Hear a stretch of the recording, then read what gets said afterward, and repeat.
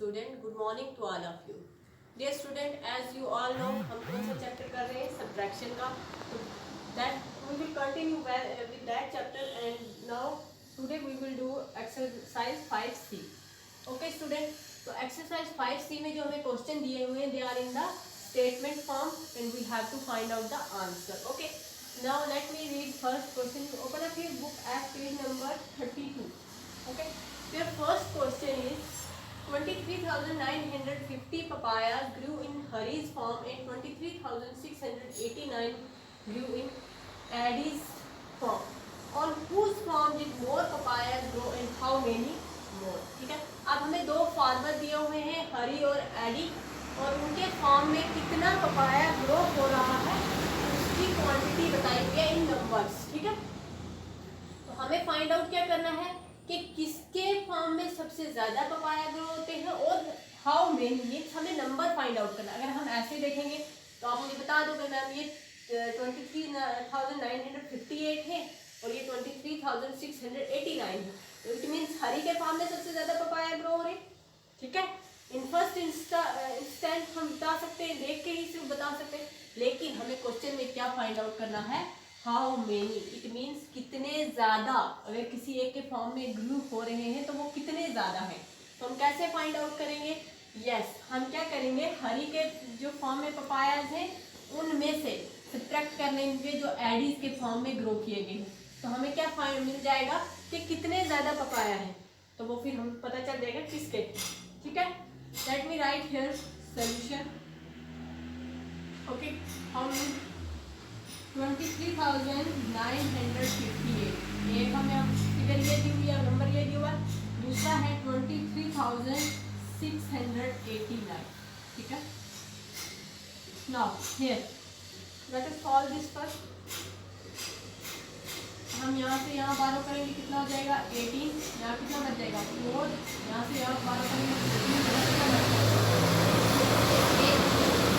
यहाँ पे आप देखिए 18 में से 9 गए, 9 बिकॉज 9 प्लस 9 18, तो 18 में से 9 डिडक्ट करो 9, 14 में से 8 गए 6, 8 में से 6 गए 2.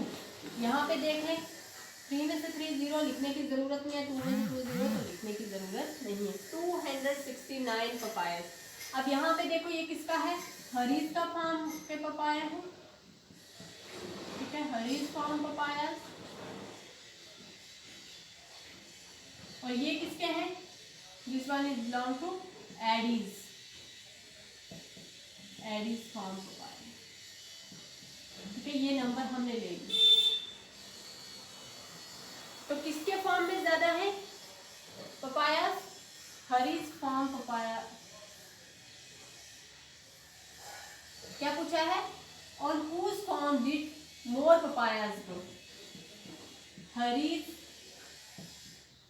अपॉस्ट्रोफ एस मतलब के, Hari's farm has more papaya. ठीक है, हरी के फॉर्म में क्या है? ज्यादा पपाया.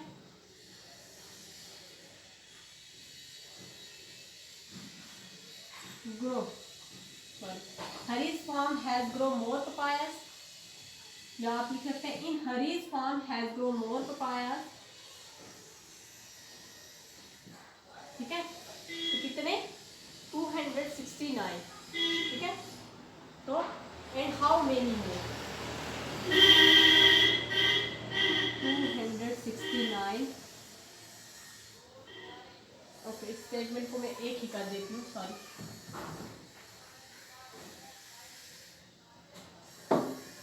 इन हरीज फार्म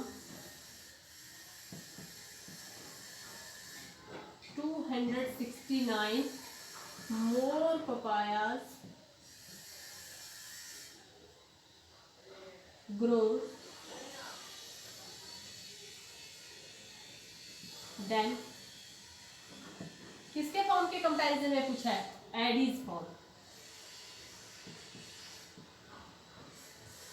ठीक है, हरी के फॉर्म में कितने पपायास ग्रो कर रहे हैं? 269 मोर पपायास. ठीक है, ग्रो दैट एडीज फॉर्म. ठीक है, नेक्स्ट क्वेश्चन देखें. A factory made 47,800 TV sets 2009, if 3,450 sets were made in December, how many sets were made till November? ठीक है, अब पहले हमें क्या दिया हुआ है कि एक फैक्ट्री में कितने टोटल एक पूरे साल में, पूरे साल का दिया हुआ है। 2009 का हमें डाटा दिया हुआ है। 2009 में एक फैक्ट्री में कितनी टीवी सेट बन रहे हैं? 47,800। ठीक है, ये पूरे साल में कितने 12 मंथ का डाटा है। ठीक है, अब आगे क्वेश्चन में कहता है कि अगर 3,452 सेट्स वर मेड इन दिसंबर, ये सिर्फ एक महीने का डाटा है। ठीक है, अगर दिसंबर में 3,452 सेट्स बने तो हमें बताना है कि दिसंबर से पहले, इट मीन्स दिसंबर को हम निकाल देंगे क्योंकि दिसंबर का डाटा हमें अलग से दिया हुआ है। ठीक है, दिसंबर का डाटा दिया है ना 3,452। ठीक है, पूरे साल का डाटा ये है, दिसंबर का डाटा ये है। हमें फाइंड आउट करना है कि नवंबर तक, मतलब पिछले 11 महीने में कितने टीवी सेट बने।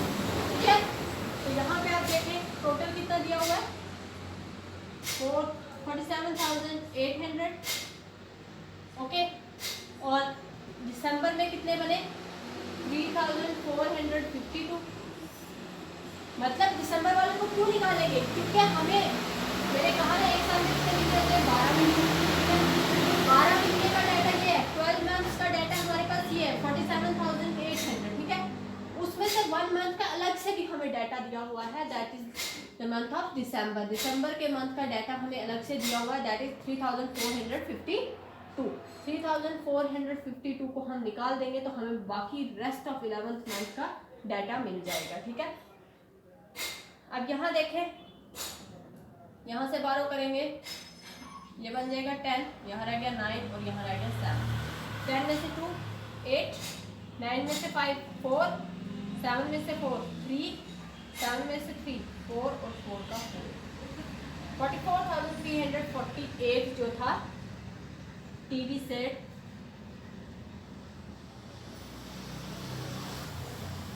वर मेड टिल नवंबर।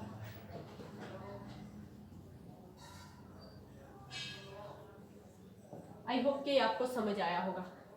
नवंबर तक का डाटा हमें मिल गया कि 44,348 टीवी सेट नवंबर तक बने।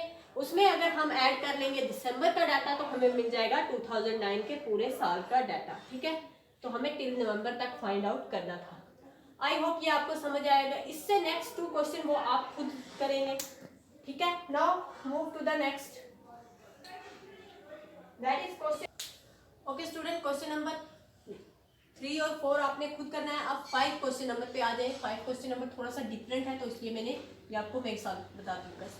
अब एक क्वेश्चन है, पूछा what must be added to this number to get this number. Okay, मैंने नंबर्स नहीं पढ़े, मैं अभी पढ़ देती हूँ। पहले मैं क्वेश्चन आपको समझा दूँ क्या पूछा है कि इस नंबर में ऐसा क्या ऐड किया जाए कि हमारा आंसर ये आ जाए। इट मीन्स हमें क्या दिया हुआ है 46,351। ओके, इसमें ऐसा क्या ऐड किया जाए कि हमारा जो आंसर हो वो क्या हो 60,220। ठीक है, अब आप बोलोगे मैम ये तो एडिशन का क्वेश्चन है, सब्ट्रैक्शन मेथड यहाँ सब्ट्रैक्शन वाला ही लगेगा। कैसे? देखो, मैंने आपसे कहा था, हमने पहले भी किया था ये क्वेश्चन कि जब हमें ये फाइंड आउट करना है और ये दिया है तो हम क्या करेंगे, इस नंबर को यहाँ ले जाएंगे। ठीक है, और इसके साथ सॉल्व करेंगे और फिर हमें मिल जाएगा आंसर ये वाला। ठीक है, अब यहाँ पे देखो ये जो 46,351 है ये कौन सी टर्म है? पॉजिटिव टर्म है। इट मीन्स ये इस तरफ जाएगा तो ये नेगेटिव हो जाएगा। Let me solve here. 60,220 46,320 51 इस तरफ आएगा तो क्या हो जाएगा? माइनस हो जाएगा। ठीक है, तो इसमें से हम इसको सब्ट्रैक्ट कर लेंगे। ये 10 बन गया, ये 11 बन गया, अगेन ये 11 बन जाएगा, ये 9 बन जाएगा और ये 5 बन जाएगा। आप इसको यहाँ से बारो करके देखेंगे तो आपका यही बनेगा। 10 में से 1 गए 9, 11 में से 5 गए 6, 11 में से 3 गए 8, 9 में से 6 गए 3, 5 में से 4 गए 1। तो क्या आएगा? 13,869। ठीक है, अब आप चेक चेक भी कर सकते हैं कि जो मैंने आंसर निकाला वो सही है कि नहीं। तो चेक कैसे करेंगे, इन दोनों को ऐड कर दीजिए। अगर आपका आंसर ये वाला आया तो इट मीन्स आपने जो आंसर फाइंड आउट किया है वो बिल्कुल सही है। तो वो भी हम चेक कर लेते हैं यहाँ पे, ताकि पता चल जाए हमने जो आंसर निकाला है। मैं भी आपके सामने ही निकाल रही हूँ, मैं भी कैलकुलेशन में कुछ मिस्टेक हो गई हो। तो 46,351 में हम ऐड कर लेंगे 13,869। 9 और 1 10, 1 यहाँ गया। 6 और 5 11, 11 और 1 12, 2 1 यहाँ कैरी में गया। 8 और 4 8 और 3 11, 11 और 1 12, 2 कैरी में 1 यहाँ गया। 6 और 3 9, 9 और 1 10, 0 1 यहाँ गया। 4 और 1 5, 5 और 1 6 आ गया ना हमारा यही वाला आंसर। तो हमने कैसे ये नंबर फाइंड आउट किया, हमने पहले क्वेश्चन में देखा हमें क्या क्या गिवन है वो हमने यहाँ पे लिख लिया। उसके बाद हमने क्या किया, अपना ये मेथड लगाया कि यहाँ से जब हम इस तरफ लेंगे तो ये नंबर क्या था, पॉजिटिव था, यहाँ पे नेगेटिव वाला माइनस वाला हो जाएगा, और उसको हमने सॉल्व किया और लास्ट पे हमने अपना आंसर चेक भी कर लिया। ये आंसर मैंने चेक करने के लिए किया है, आपको ज़रूरत नहीं है, आप चेक कर सकते हैं अपने किसी क्वेश्चन में अगर आपको डाउट है। नाउ क्वेश्चन नंबर 6 पे आ जाए। The sum of two number is 5 lakh if one number is 45,678, find the other number। ठीक है, क्या कह रहा है कि दो नंबर है, से फॉर एग्जांपल दो नंबर है x प्लस वाई। ठीक है, ये मैं एग्जांपल ले रही हूँ। x और y का क्या आंसर आ रहा है 5 लाख। अब कहता है कि y भी इसने दिया हुआ है, y क्या नंबर दिया हुआ है 45,678। तो हमें फाइंड कौन सा करना है, x वाला। ठीक है, या x दिया हुआ है तो y वाला फाइंड करना है, कुछ भी आप अज्यूम कर सकते हो। नाउ यहाँ पे आप आ जाए अगेन, वैसे ही ये फ्रेम होगा क्वेश्चन जैसे ये है। हमें दिया हुआ क्या नंबर है 45,678 में एक ऐसा नंबर हमने ऐड किया, सम में ना। ठीक है, तो हमने एक ऐसा नंबर ऐड करना है कि हमारा आंसर क्या आ जाए 5 लाख आ जाए। हमने एक ऐसा नंबर इसमें ऐड करना है, या आप कह सकते हैं दो नंबर की एडिशन ये है। ठीक है, फिर एक नंबर हमें दिया हुआ भी है कि 45,678। ठीक है, हमने फाइंड आउट दूसरा नंबर करना है। ठीक है, अगेन वही मेथड लगेगा, इसको हम इस तरफ ले आएंगे तो 5 लाख में से माइनस कर देंगे 45,678। सॉरी 45,000, तो देखा मिस्टेक हो जाती है ना लिखने में, ये यहाँ से होगा 1000 वाले में से। आप प्लेस वैल्यू चार्ट भी बना सकते हैं यहाँ पे। तो यहाँ से हम बारो करना स्टार्ट करेंगे, लास्ट वाला हमारा 10 बन जाएगा और बाकी सब 9 बच जाएंगे। ठीक है, ओके, और यहाँ पे 4 बच गया। अब 10 में से 8 गए 2, 7 में से 9 में से 7 2, 9 में से 6 3, 9 में से 5 4, 9 में से 4 3 और 4 का 4, 4,34,322। यहाँ हम लिख देंगे 4,34,322। अब हम चेक कर लेते हैं क्या इन दोनों को ऐड करके ये आंसर आता है। अगर इन दोनों को ऐड करके ये आंसर आ गया 5 लाख आ गया, इट मीन्स के जो हमने आंसर फाइंड आउट किया है ये बिल्कुल एक्यूरेट है। ठीक है, तो लेट मी यहीं पे मैं कर लेती हूँ ऐड इसको। ठीक है, 4 लाख में हम ऐड कर लेंगे 45,678। 8 और 2 10, 0 1, 7 और 3 10, 7 और 2 9 और 1 10, 1 6 और 3 9 और 1 10, 0 1, 5 और 4 9 और 1 10, 0 1, 4 और 3 7, 7 और 1 8, 4 का 4। इट मीन्स हमें कहीं गड़बड़ हो गई है, हो गया ना क्वेश्चन गलत। फिर से चेक करते हैं। 5 लाख में से हमने माइनस किया था 45,678, ये बन गया था 10, यहाँ पे 9 9 9 9 और 4 2 2, 9 में से 6 3, 9 में से 5 4, 9 में से 4 5, 9 में से 4 जाएंगे 5 और 4 का 4। ये हमारा गलत था, हमने क्या लिखा था 43। तो यहाँ पे क्या आएगा देखा। तो मिस्टेक आपकी कैलकुलेशन में हो सकती है, आपने उसी वक्त इसको क्रॉस चेक करना है। और अब हम क्रॉस चेक कर लेते हैं इस वाले आंसर को। जो अब हमने फाइंड आउट किया है। अब हमारा क्या सही है, 44,54,322 में हम ऐड कर लेंगे 45,678। 8 और 2 10, 1 7 और 3 10, 1 6 3 9 और 1 10, 1 5 और 4 9 और 1 10, 1 5 और 4 9 और 1 10, 1 5 का 4 और 1 5। ठीक है, आया ना सही आंसर। ठीक है, तो अब आप आंसर क्रॉस चेक करेंगे तो आपको अपनी मिस्टेक जो है वो पकड़ी जाएगी। तो मैंने जो कैलकुलेशन करते वक्त जल्दी में जो कैलकुलेशन थोड़ी सी गलत कर दी थी। आज तो मैंने डिजिट सही लिखे हुए थे, पर मैंने जब 9 में से 4 डिडक्ट किया तो 5 आता था, मैंने यहाँ लिखने के टाइम 3 लिख दिया। और इस छोटी सी मिस्टेक लगेगी तो छोटी सी, बट कितना बड़ा वेरिएशन आ गया था। आपका आंसर 44,80,000 समथिंग आ रहा था, तो आना क्या चाहिए था 5 लाख। ठीक है, तो ये गलती हमने यहाँ पे भी पकड़ ली। तो गलती हमारी पकड़ेगी जब हमने उसको क्रॉस चेक किया। ठीक है, तो ये आपका आ गया आंसर। आई होप कि आपको ये समझ आया होगा। नाउ